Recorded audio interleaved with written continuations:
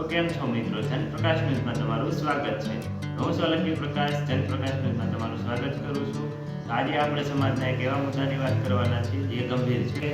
તો આજે આપણે સમાજના એક એવા મુદ્દાની વાત કરવાના છીએ કે જે સમાજ ઉપર તમાચો છે કે એક છોકરી પોતાનો નિર્ણય લે છે, પોતે કોર્ટ મેરેજ કરી લે છે. તો પોતાની મરજી પ્રમાણે તે કોર્ટ મેરેજ કરે છે તે એક ગુનો તરીકે ગણે છે સમાજ, અને તેના લીધે ગામની બીજી 3 થી 5 છોકરી, પોતાના પરિવારની, કુટુંબને, સમાજની 5 છોકરીઓ ઉપર તેનો પ્રભાવ પડે છે. કારણ કે તેના કારણે 5 છોકરીઓનું શિક્ષણ બંધ કરી દેવામાં આવે છે. તેને ફ્રીડમના નામે બહાર જવા દેવામાં નથી આવતી, રોકટોક અને બંધનમાં આવી જતી હોય છે. આ એક મુદ્દો ગંભીર છે અને સમાજ માટે એક તમાચો છે. તો ગાંધીજીનું એક વાક્ય છે કે ભાઈ તમે એક પુરુષ, એક બાળકને, તો ગાંધીજીનું એક વાક્ય છે કે તમે એક છોકરાને શિક્ષણ આપો છો તો માત્ર એક છોકરાને, એક વ્યક્તિને શિક્ષણ આપો છો, પરંતુ તમે એક દીકરીને, છોકરીને શિક્ષણ આપો છો તો 2 કુટુંબને શિક્ષણ આપો છો. કારણ કે એક છોકરી 2 કુટુંબને તારવી લે છે, 2 કુટુંબને શિક્ષણ આપતી હોય છે. એક છોકરીને શિક્ષણ આપવું કેમ મહત્વનું છે તે જાણીએ. આ એક આપણા સમાજની માનસિકતા જેવી છે કે છે વિકૃત માનસિકતા, કે જેના પ્રભાવ બીજા પણ પડે છે.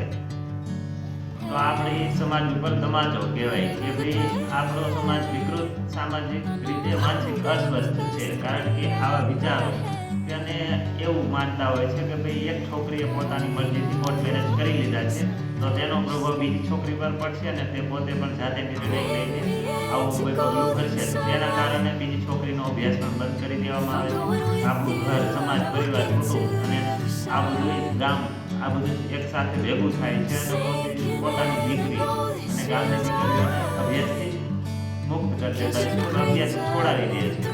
તેને અભ્યાસ આગળ કરાવી દેવામાં નથી આવતો અને તેને બંધનમાં રાખવામાં આવે છે કે ભાઈ આજથી આપણે ઘરકામ કરશે અને તેનો અભ્યાસ બંધ.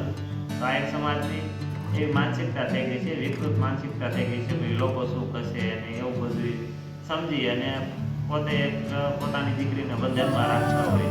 ભૂલ કોઈ એક કરે અને સજા આખી સમાજની બધી છોકરીઓને ભોગવવી પડતી હોય છે. અને તેના કારણે, માત્ર એક છોકરીની ભૂલના કારણે પોતાની છોકરીનું ભણતર બંધ કરાવી દેવામાં આવે છે. સમાજની છોકરીઓને ભણાવવામાં નથી આવતી અને તેનું કારણ એક છોકરીની માત્ર ભૂલ, કોર્ટ મેરેજ કરી લે છે, માત્ર એટલી જ ભૂલ. તેના કારણે તમે જોઈએ તેનું એક દીકરીનું શિક્ષણ બંધ કરાવી દેશો, એને અભ્યાસ નહીં કરાવો તો એક છોકરી પોતાના સાચા ખોટાનો નિર્ણય કેમ લઈ શકશે? તો એક આ કાનૂની ગુનો પણ છે અને એક માનસિક રીતે તણાવ પણ કહેવાય છે, કે માનસિક રીતે અત્યાચાર પણ તમે કહી શકો. કારણ કે દીકરીનું ભણતર બંધ કરાવવું, તેને ભવિષ્યને બંધ કરી દેવું, કે છોકરીને તેનું ભવિષ્ય આખું પૂરું કરી દેવું, તમે એમ કહી શકો છો. કારણ કે એક છોકરી ઉપર માનસિક રીતે અત્યાચાર પણ થાય છે.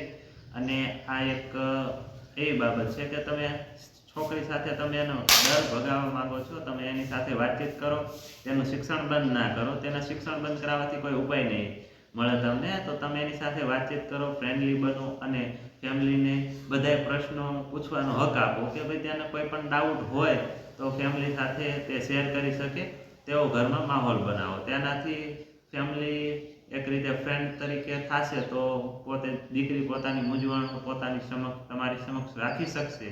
તો આવું એક મારું માનવું છે. અને તમારું આ બાબત ઉપર શું કહેવું છે કે ભાઈ આ એક ખરેખર મામલો કેવો છે કે છોકરીનું ભણતર બંધ કરાવી દેવામાં આવે છે તો તે ભવિષ્યમાં તેનો નિર્ણય, સાચા ખોટાનો નિર્ણય લઈ શકશે? તો આ એક તમે કોમેન્ટ કરી આપજો. તો અંત સુધી જોડાવા માટે આભાર. હું સોલંકી પ્રકાશ, જનપ્રકાશ ન્યૂઝમાં તમારું અંત સુધી જોડાયા છો તો આભાર છે.